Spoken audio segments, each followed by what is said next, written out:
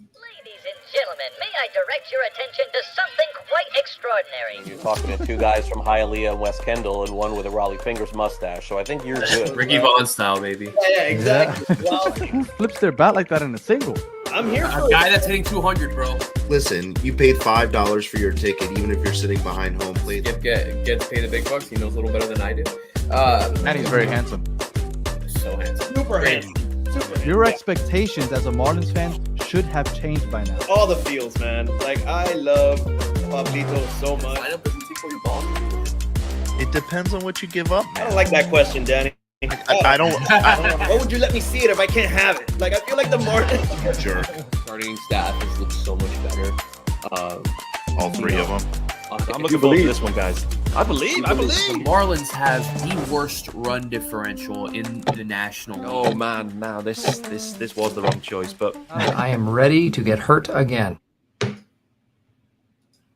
Welcome, everybody, to episode number 41 of the Battered Marlins Fans Podcast. I am your host, Daniel Granada, and alongside me, I got three other battered fans. So let's go clockwise from my left to your right, Mr. Brandon Griffin. How are you doing, sir?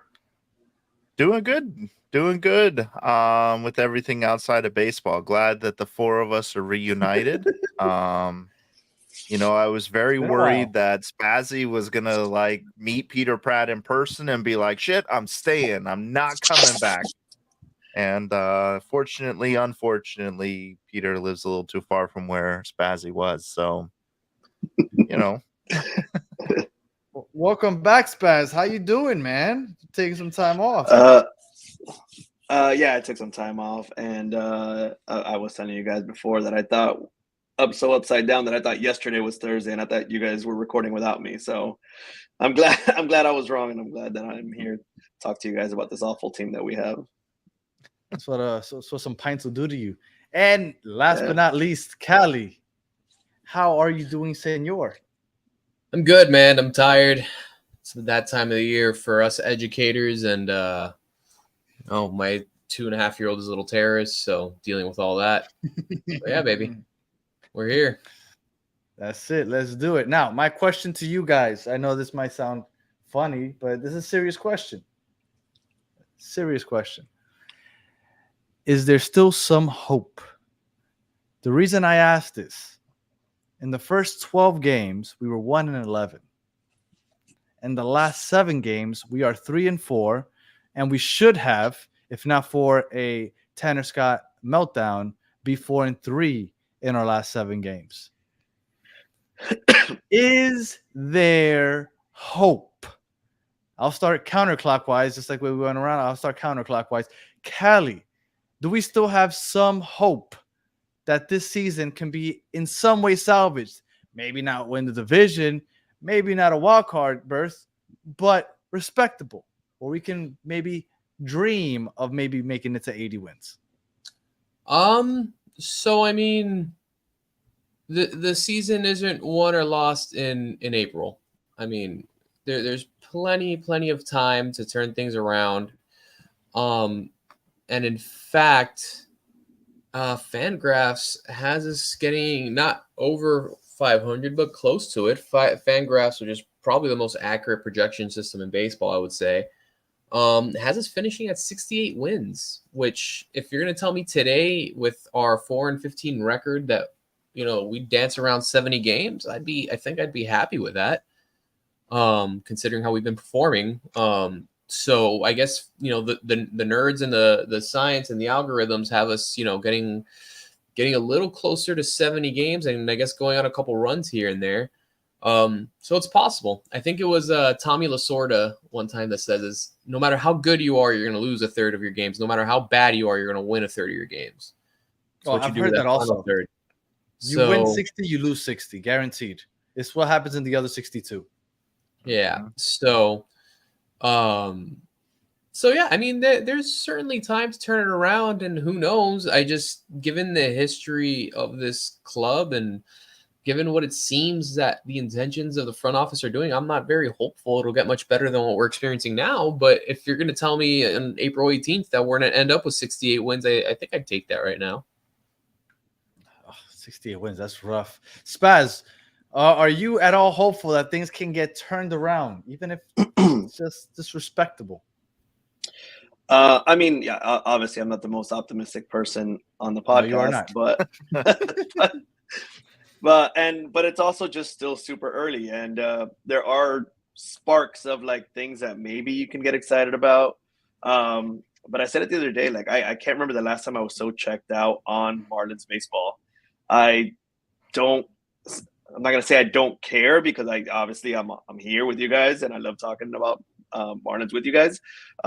But I'm not watching. Like, I'm really not watching a ton of the games, and if I feel kind of like winded on my sails, I shouldn't, because it's so early. But we'll see. I mean, again, it's still super early in the season, and hopefully kept lightning in the bottle or some shit like that. But as of right now, my answer is I have no hope for us doing anything besides the fire sale. And Brighton, I end this with you. Make me feel good. I Any do hope have at all? the believe shirt on today. I think we've seen some really promising signs from our starting pitching. Eddie Cabrera looked great this week coming back. Max Meyer, now that he's gone, but he looked good. Ryan Weathers looked good. Trev looked good in his last start. We should have Brax back soon. This week, I think. Yeah. And so with them, and then the emergence of some young guys, with Myers going down, I saw somewhere where a lot of people are actually speculating we see Monteverde at some point soon. And I would love it. Cronin's back with the bullpen. If this team can figure out the bullpen, I think we can get close to 80 games. I love it, Brighton. Say it again. I love it. Excited a crack pipe. Well, no, but seriously, if this team figures out the bullpen, because that's the issue. We're hitting. We're getting great starts from our starting pitching. It's the bullpen that decides, okay, I'm going to give up 7 runs. I'm going to give up the lead, or I'm going to put us completely out of a 1-run game. Like, it's not out of the realm of possibility to think if we called up some young guys from the system and threw them in the bullpen, they'd be doing a better job than the guys that are there now are. And, realistically, I think 500 is probably like the ceiling.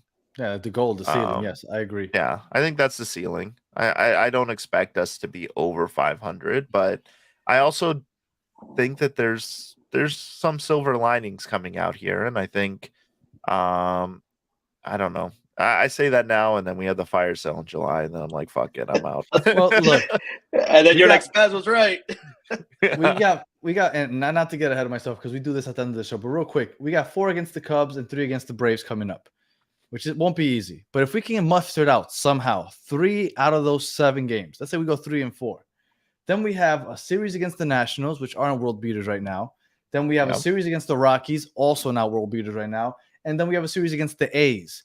If you can get to those 3 series and salvage 3 of the next 7, I think, depending on how those series play out, right? Because they're also looking at us as, well, the Marlins are the get-right series, so they're also looking at it the same way. But if you could muster up 3 out of the next 7 and then go into those 3 series against not great competition, there's a chance to salvage some respectability in the season. Now, if after those 3 series pass by and we still look like shit, it's over. It's over. And the last game against the A's is on May 5th. So on Cinco de Mayo, we could be celebrating. We'll know. Like, this season is a throw. Get my stomach pumped that day. Yeah. So on Cinco de Mayo, because at that point we have a series on May 6th against the Dodgers and then the Phillies, and things can go downhill drastically if we're not doing better by then. But again, we'll get into that at the end of the show. I did want to touch on something that Brenton said. We have 4 wins. Ryan Weathers has 2 of those. Max Myers has the other 2. For some reason, Max Meyer got called down. Brenton, I'll start with you. What the hell? I get the argument that's out there, right? They did this because he's coming off Tommy John surgery. They want to limit his innings. They want to protect the young arm. But you know what? This team needs somebody to be excited about, and the fan base was excited about Max Meyer, and now he's fucking gone. And then on top of that, how well did babying Yuri work out for us? It didn't work out. I get the argument, but if you're gonna get an injury that requires Tommy John surgery, you're gonna get it. And I hate that we sent him down because he's gonna face what did Skip say? He's gonna pitch 3 innings a week, and They could do that face with minor us. league bodies. Put him in the bullpen. Put him in Not the bullpen. even. Make it a not bullpen even- day when he starts. It's not even that, because it's not like he's going to go down to AAA and throw less innings or throw less pitches. He's going to go in there. He's going to have the same amount of starts. He's going to throw the same amount of pitches. It makes no fucking sense. It's 2 things, in my opinion. One, it's service time manipulation, which we know is a huge practice in the game today. Yep. And 2, I genuinely think they're throwing in the towel. Like, I genuinely think that it's kind of like what we talked about earlier. It's like we're gonna justify the fire sale in May, June, July. I genuinely think that's what it is. I don't think it's all this bullshit about protection and all that stuff, because in this day and age, and we're seeing it a lot now with how many guys have gone down with elbow injuries, and how many guys are getting Tommy John. It's almost preventative at this point. Like it's almost a given that if you're a starting pitcher in Major League Baseball, you are getting Tommy John, and you're gonna come back. You'll probably never get it again. You're gonna be throwing harder. You're gonna be stronger. All that shit. So, that's all it is. I think it's service time manipulation. I think it's them genuinely tanking and justifying the fire sale in May. But to touch on something that Brian said that we're hitting, we have the worst offensive WAR in baseball right now. So we're not hitting that well. We have I had it up here. We have a -1.4 WAR in baseball. Right. We also have a -27.1 in batting and base running combined, which is the worst in baseball, only behind the Chicago White Sox. And then there's a huge still have gap like 2 after that. wins. Yeah, and if there's a team that's worse than the Miami Marlins right now, it might be the Chicago White Sox. They have 3 wins. Yeah, and I think all 3 of those came from Michael Kopech too. So I mean, at least they have him. But I'm glad you looked that up, because when Brenton said we're hitting well, I'm like, are we hitting well? Because I feel like we're not. Over the last 2 series, I think over the last 2 series, I thought we hit well. Well, and that's the conversation we had We last hit well week, against right? the Braves. We hit well. We were in the Braves games. Like, we were in it until the bullpen got it. Well, we should have won that series. We should have won the series. And honestly, like, the team looked good enough. We got good starts out of our pitchers. We were in it for the sweep if we would have taken game 2 or game 1. But part of what we talked about last week is when you're coming up to the plate and you're down 7-3. Are you really thinking yeah, I'm going to jack this, we're going to come back? No, especially when you've got Ivy Garcia batting behind you and Nick Fortes and Betancourt, who are guaranteed outs. Could it be that our expectations were so low for the batting this season that, because we had this conversation last week, we said, we're batting better than we thought, and then I looked up the stats and we were at the very bottom of most categories. And that was 7 days ago. And I feel like today, Bratton, and I didn't disagree when you said it. I was like, okay, yeah, we've been putting up some runs, but I think it's because we expect us to do absolutely nothing offensively. So when we put up 3-4 runs, we're like, oh, they're not that bad. Like, do you think that plays into why we continue to think that we're better than we really are? I think it's just that the pitching has been so bad that the hitting has looked brighter than it is.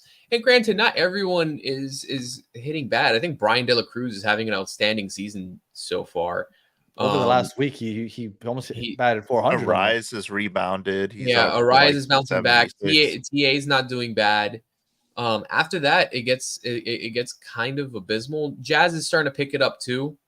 Had a rough stretch. Berger fell off a cliff, and he got hurt. Because Berger was hitting 3, in the mid 3s at some point, and he's hitting 228 right now. I think he was hurt like the last 2 games before he went out, because his last 2 games before he went out like tanked everything, tanked his stats. Yeah, it could be a health thing too, but yeah, we have 3-4 guys that are doing okay. Brian De La Cruz is the hot bat right now, but man, there's no power numbers. There's no we're not hitting for average. We're not hitting for power. We're not stealing bags. We're averaging 3.5, more or less, close to it. I'm just doing it in my head, so I don't know the exact, but about 3.5 runs per game. But with really good pitching, you feel like you could salvage a couple wins out of that offense, right? If you could hold the team which we did last year, which we were able to do last year. That's why we were grinding out those one run victories. Yeah, but we're hitting 216 as a team. Like that's bad. That's really bad. So one thing that I was thinking about right now, because we've mentioned the fire sale like 3 times, and then Branton had touched on it at the beginning of the season about them going really hard on the marketing. You think they went so hard on the marketing because the team itself is not going to take anybody to the park? Like they okayed all that really cool shit just because they know the product is going to fucking suck. They have to try to make the vibes as good as possible because Well, and I feel bad for the marketing team, right? Like, and especially like the Twitter admin, like, oh my god, like literally, like the hour, like they announced that Max Meyer was going down. They announced that like BOGO sale, buy one get one, and I was like, man, I was like, somebody didn't talk to somebody, because I would have timed that very differently. Yeah, that was bad, and I do feel bad because people go after them. A professional team doing a BOGO for tickets it's such a bad look. Such a bad look. Yeah, but I mean they have to, because they're not getting people out there any other way. Yeah. Like, I don't know. I mean, I think the A's, like, if you buy one ticket, you can bring in like 30 of your friends. I thought you were gonna say you buy one ticket and they give you the rest of the season. They might give you the whole maybe the whole season. They might give you the rest of the stadium, rent it out. I don't know. But I think somehow that's the worst situation than we have over here. That A situation is ugly. As bad as this situation is, I pray that we never have to like say this is like the Marlins last season in Miami.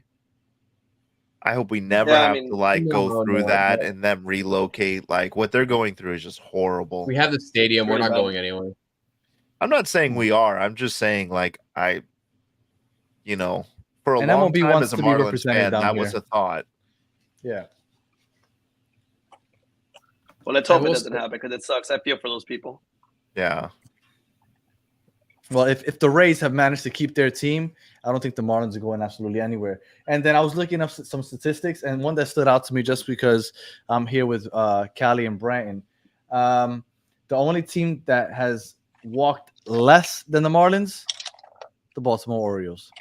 Yeah, but they're also like fourth in home runs or something like that, and like I think they're. Oh no, they're swinging for the fences for sure. Yeah, and I think they might be leading the league in stolen bases too, or something. They're leading the league in home runs. That's for sure. Listen, I knew we weren't gonna steal bases as a team the second we traded Birdie. Yeah, man, he had wheels. He had wheels. Yeah. Dude went from Skip doesn't like to steal either. He's not very aggressive on the base pass. I will say that as bad as the Marlins pitching has been, we have a 4.95 ERA as a staff. Houston has a 5.24 ERA as a staff, and the Colorado Rockies, who we're going to see soon, has an ERA of over 6 at 6.01. So I'm actually very surprised by that. But you know who a large part of our ERA problem is Luzardo and Puck. You take those two out, we're golden as a rotation. Yeah, and Luzardo will rebound. Yeah, Luzardo will rebound. What's crazy is that there'll still be teams out there that would give a lot for Luzardo too. Like even if before the season started, they told me like, "Hey, we're shipping off Luzardo for a couple of top 5 prospects in an organization," I'd be like, "All right." I think we all expected Luzardo to be gone before the season. That would sting a little bit, but it'd be like, okay. But again, that's like what I said last episode. That would implement a vision for me. I'd be like, okay, here's a plan. Like, and at this point, high. yeah. I mean, I just can't believe we're talking about fire sale 19 games into the season. It's depressing. Isn't it Again. depressing? It's awful. Again. But I don't know. I still feel like there's a chance. Again, not playoffs, but I think that to make this salvageable, that's all I'm hoping for at this point. Because when you start that bad, it's really hard to salvage anything. I'm starting to lean towards the other side of it. Like, let's just be as bad as possible and let's get the first overall pick in the draft. Well, Let's it's a get- lottery now, so it's the top three Yeah, picks. Isn't the top three a lottery? Yeah, but your chances are much better. So in this draft, you're looking at that Bazzano kid from Oregon State who's hitting 1 million home runs. You're looking at that Caglianari kid from Florida who hit a 516-foot home run yesterday. Who's a two-way guy also. Like, that's Cali numbers there. I don't know about that, but he's. Let me look it up on the Lenore Wren website. Let's say we get that kid that hits like a fucking 600-foot home run. How long before he sees? We'll see him in 3 years. Park? I mean, he's a college junior. We'll see him. I think we see him in 2 or 3 years. Look, we're seeing kids like look at Jackson Holiday, 2 years. It's getting more and more commonplace for these guys to be pushed. It's getting more and more commonplace for these guys to be these high-end prospects to be pushed through the system. You look at Jackson Holiday, who got called up with less than 1,000 minor league at-bats. Juan Soto got called up with just a touch over 1,000 minor league at-bats. Ronald Acuna got called up with a touch over 1,000 minor league at-bats. Jackson Chourio from Milwaukee, he's 19. He got called up. Jackson Merrill from in San Diego got called up, after not very much time. We're seeing this trend now where they're trying to get their prospects into the big league level a little quicker. And yeah, it varies from team to team. But again, if the Marlins do what they do and they say, hey guys, we're going all in the future and we're trying to stock up prospects and get these guys into the league, I'd be like, okay. And you know what? If they burn a first round pick off a college guy who's going to be ready in 2 or 3 years, I'm fucking for it. Let's do it. Yeah. But let's put ourselves in an opportunity. Let's not get middle of the pack and try and get 7, 8, 9. Fuck it. Let's sell everyone off. Let's lose 98 games and let's fucking, let's get first overall here.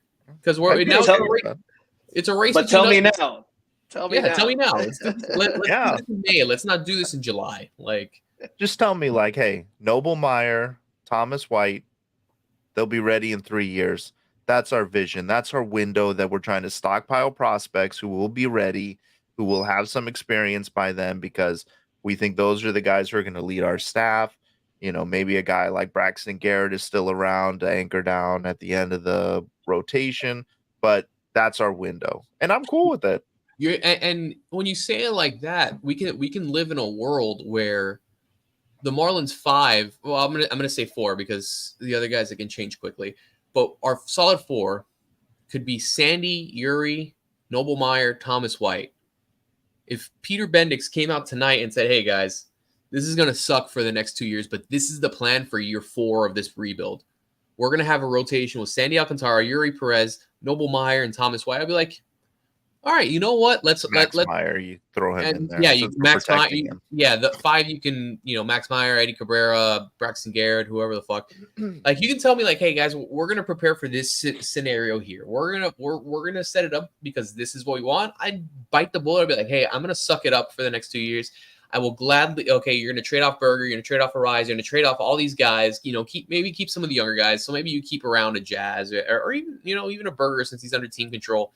Hey, we want to stroll into 2026, 2027 with this roster, with these guys. I'd be like, okay, this is going to suck for a little bit, but when we get there, it's like, look at what the Orioles had to do go through for the rebuild. Look at what the Astros, looking back a decade, had to go through for the rebuild. We're seeing the Pirates come through it now. We're seeing the Reds come through it now, that they were patient and they built it the right way. And these are teams that are looking like they can be sustainable. Even the Diamondbacks, it's all these homegrown guys that they're building and developing themselves that are becoming real teams, and you have to be patient and go through the process, but you have to commit to the process, and I'm tired of this. I'm tired of this limbo act that okay, we trade off all our guys, then we start trading for we stock our lineup with these fucking nobody veterans. No, let's just fucking do it. Let's be bad for a couple years. Like if because that's the only way to go now.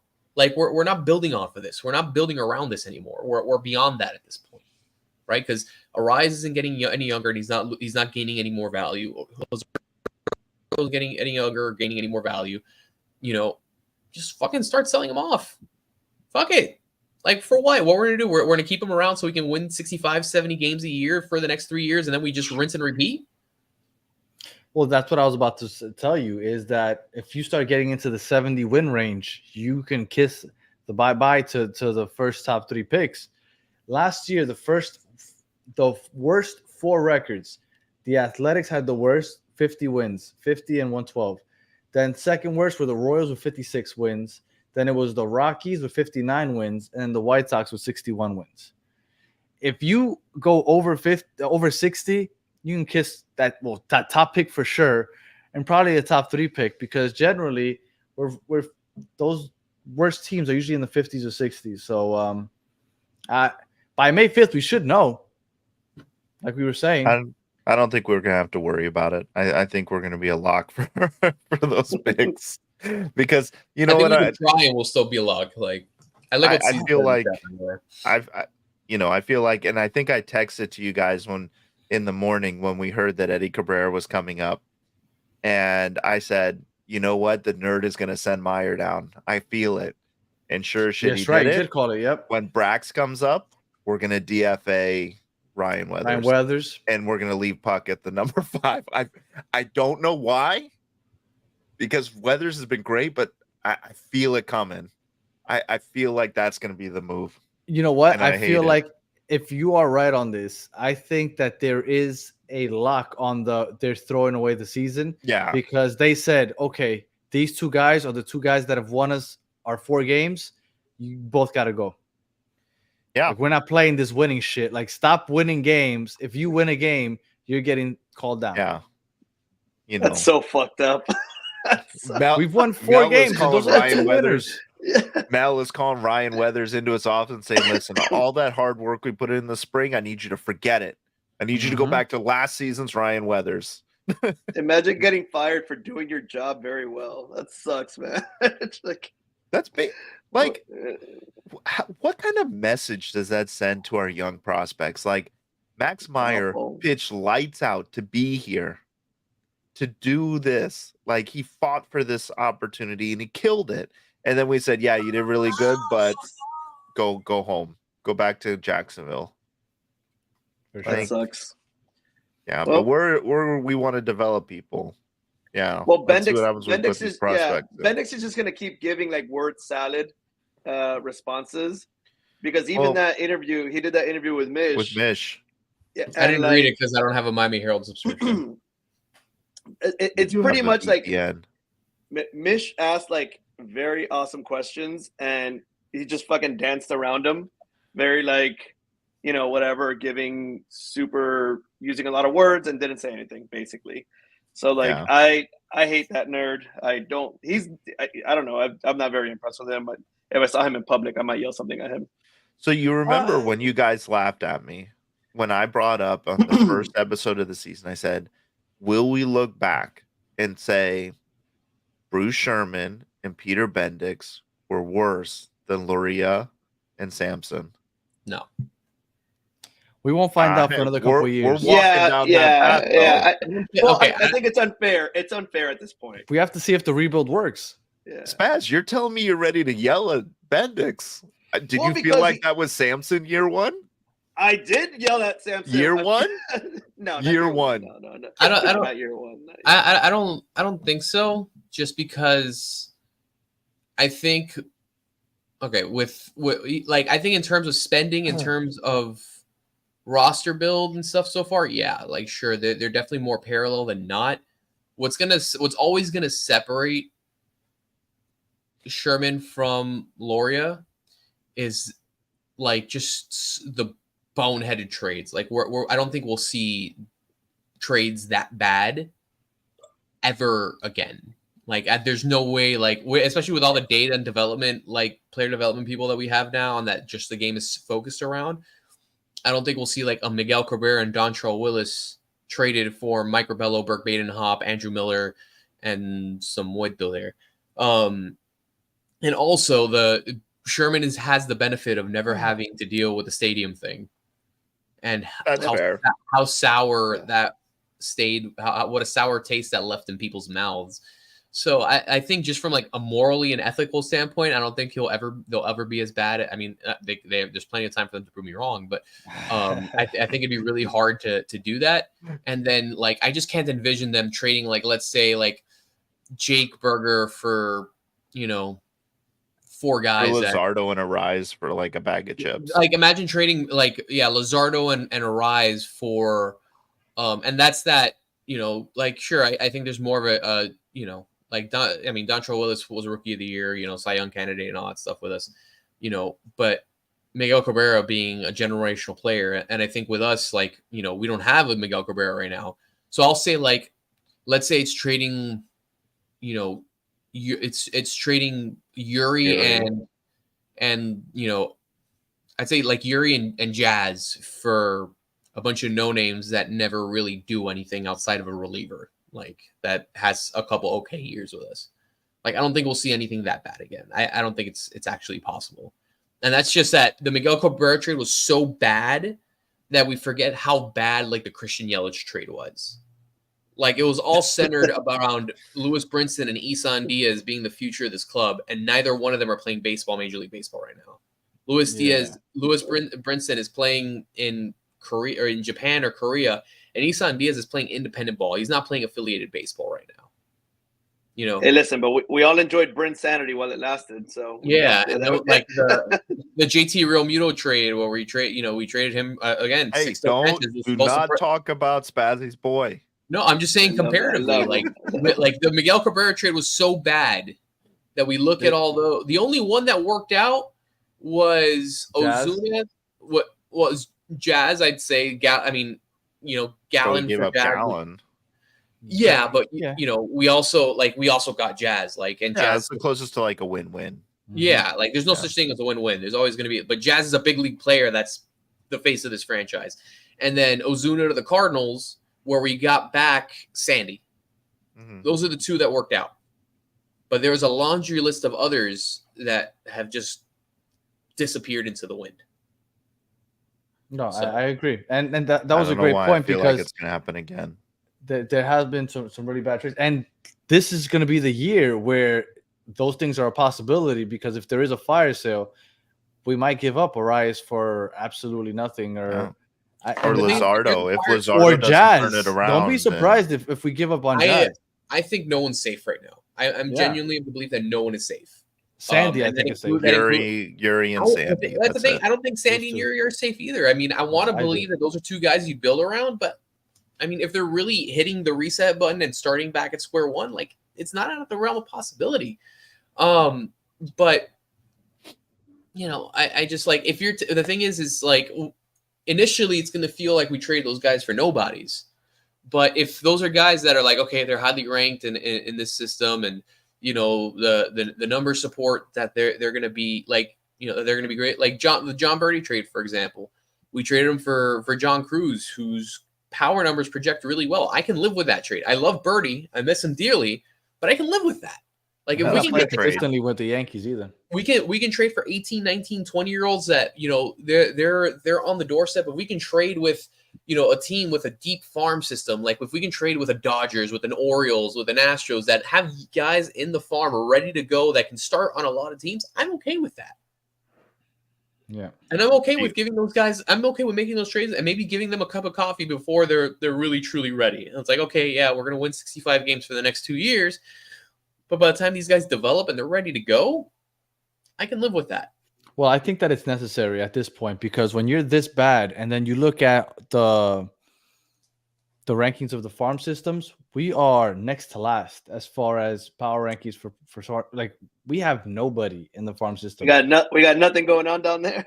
and when you consider the fact that we're one of the worst teams, and then you are also ranked at the very bottom, your farm system is ranked at the very bottom. That's a tough pill to swallow, because if you have a bad farm system, you hope that your team in the major leagues is doing something.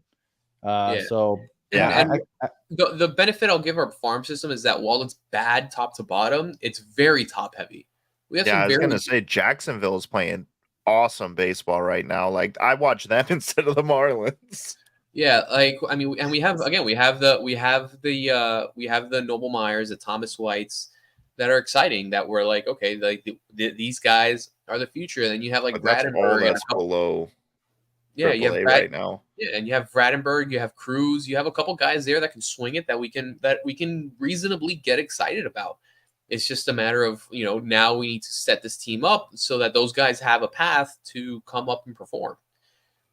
And if this is the road we have to take to get there, and we have to trade off the big league assets and sacrifice that so that in 2027 we're a real playoff competitor, I think we just bite the bullet, like, rip off the Band-Aid and let's get it rolling, man, because the baseball we're watching this year isn't fun. No. Like it's genuine. If I think I tweeted this the other day, like it genuinely feels like a chore to watch these games right now. And it's like, man, like, yeah, and then you get like a sliver of hope. We had the Braves beat with 2 outs in the Push your boy bottom Tanner of the Scott. fucking ninth, and we let Marcel Ozuna take Tanner Scott. Like, come on, man. Like, it's just things like that it's like, fuck, man. Like, yes, some of it's bad luck because that could happen to absolutely anybody, but it just feels like it's happening to us a lot right now, So it's just, again, it just feels like a chore. It's not exciting to watch. And, like, at least, again, if you can tell me that there's a vision and there's a plan for this, great. But right now, it just feels like we're throwing shit at the wall that sticks. And we're just letting things be bad right now so that by the time end of May rolls around, we can start just hawking them off. Like I this is the longest into a season I've gone without being at the ballpark. And I don't know how long. Like I just, and I don't really feel like I want to go and watch the Marlins right now. No, honestly. I'm gonna go out in the next couple of weeks. I have to go out. I just enjoy watching baseball and being at the ballpark. Yeah, I'm But going. let's me all go too, together. I'm going on May 10th Yeah. for the teacher appreciation thing, and then I saw on June 1st the first 10,000 fans get a Marlins Flanagan's Cup. Oh, yeah, the Yo, Flanagan's Spaz is great. out there. Do the jersey. That's the next game I'm like planning on going to, unless I go with you guys. Do the jersey package. They're giving away a green Flanagan's Marlins jersey. Flanagan's It's like Marlins. jersey. When's Yeah. that? It's the same Go on night. Flanagan's, Same yeah. night. If Oh. you look June on 1st? Flanagan's Twitter, they have a thing. Yeah. How much? I'm They probably have gonna a do special that. link. What's Yeah, that? How I'm much probably does it gonna do take? that then. That ticket was like package? $30. It was like Yeah. $30, And you get the you're jersey, The guaranteed. jersey, You're and you get guaranteed the the cup. jersey. because Well, no, there's the not going to cup be is still 10,000 people there. Yeah,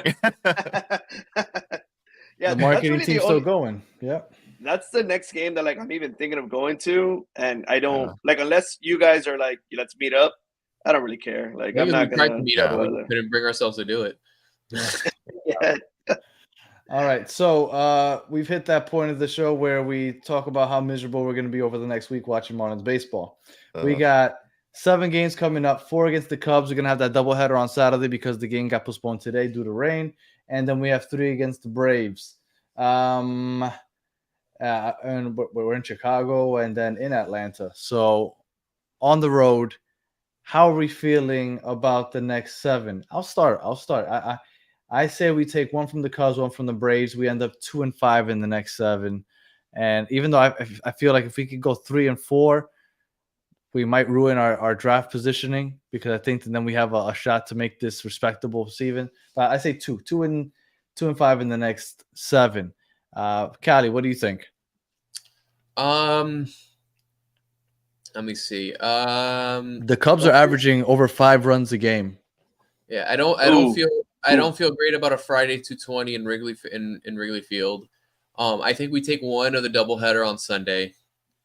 Or on Saturday. Not feeling great about Sunday. I think maybe we sneak 1 away from the Braves too, especially with Strider hurt. They're not at full strength. They're absolutely smashing baseballs. They're the best hitting team in baseball by a pretty significant stretch right now. But I don't know. It feels like we always manage to take 1. We always manage to avoid getting swept by the Braves. So maybe we take one. Yeah, I'll say 2-5. I guess I don't know. Yeah, let's say 2-5. So 6-20 for me in Cali. That's what we're saying after 26 games. Spaz, Mr. Optimistic, how do you feeling? I actually think we'll take that Friday 220 game. I have a good feeling about it. So I think we take that one. We take one of the doubleheaders. So we go 2-4 in Chicago. And then I think we got so close last time, we might figure some things out, and we take the series against the Braves. Ooh. So yeah, I see. 4-3. 4-3. Yeah. At that point, we're making the playoffs, Baz. I love it. Well, no, I just something to bring me back a little bit. I'm like, you know what? I think this. that might bring a lot. If you win the series against the Braves and you split with the Cubs, I think you might go at the ballpark next homestand. 8-18 looks nice. 8-18. Yeah. Looks much better than 6-20. And Joker, Marlins are a mess, but you boys save it with the best facial hair in MLB podcasting, hands down. I feel like I'm here with you guys.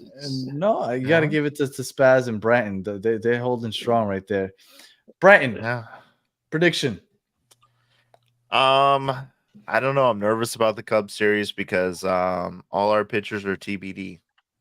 We don't know who's throwing any of these games. I'm serious. If you look, I think we see.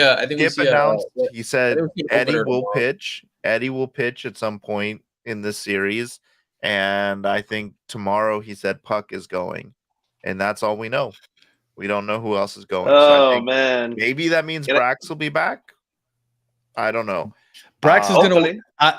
I'll put it right here. I don't care who they play. Braxton's winning his debut. Well, Brax will be winning his debut until he hands the ball to the bullpen. No, is what I'll preface it with. No, he's going 6 strong. Go 9. No, I was gonna say that, but they wouldn't let him go 9 first game back. But he'll go 6 strong, and they're gonna win his first game. I don't know what it is, but he win. We're talking about this, and I forgot that they shut Brax down for dead arm. So he's probably not coming back. I forgot about that. Bro, you got me excited, man. So I don't think he's coming back right now. Yeah, they shut him down for dead arm. You know what? I did remember that. Yeah, it got buried in the Meyer news. But I think we take one of the 4 with the Cubs. Wow, man. Pickett, it's probably throwing a dart at a board as to which one we win. And my heart is telling me, you remember last season, the first road trip to Atlanta, and we were all very pessimistic about that. We thought we were going to get swept, and we swept the Braves. Was that the first one? Was that the first series? That was happened in September. I'm pretty sure it was the first, or we took 2 out of 3 or something with the Braves, and we all said like, "Oh, we're better than we thought we were." That is not going to happen this time. We're going to get swept by the Braves. Dude, you're going what is it? My heart's telling me we're going to sweep the Braves. That's what, you know what? Let's just put it out there. We're going to take 4. We're going to come back with 4 wins after this road trip. We're going to sweep the Braves. There you go. We're going to sweep them. I'm going to put it out there because I do not want to be swept by the Braves. I want something to be happy about. I want to believe. So we're sweeping the Braves. Peter Pratt will agree with me. He's always feeling a Bravo sweep. Yeah. You sound like Peter Pratt right now. We're going to do it. Well, starters TBD could be nothing. I'm looking at If we can end this series, I'll say if we can end this stretch with 8 wins, we can potentially after our next show, be past the Nationals, at least in the division, which would be something.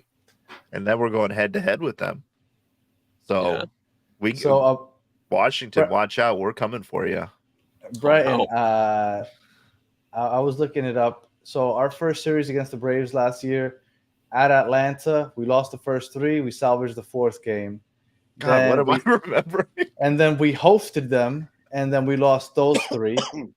Jesus. And then Brandon, what the hell, man? And then we went back to Atlanta the first week of July, and then we got swept the first week of July. But When I know did what we- you remember. You're remembering when was September. September when we went God. ahead and we were in that playoff run. Like, well, we need to salvage 1 or 2 wins against the Braves. And we swept them, right? And we swept them. And we're like, That's oh what I'm shit, thinking. we're gonna win this World Series. And yeah, obviously. Yeah. But So you're not totally full of shit. You got one. No, You got. I remembered the moment. I just yes, it was Thanks, much later in Chris. the season. It was in September. Yeah, that's right. Bratton does have an impeccable wall for sure. got my All new right. pad. So any final words? I'll start with Spaz. Any final words, sir? Nah, man. I just hope I start loving what I'm seeing. Sooner rather than later, man.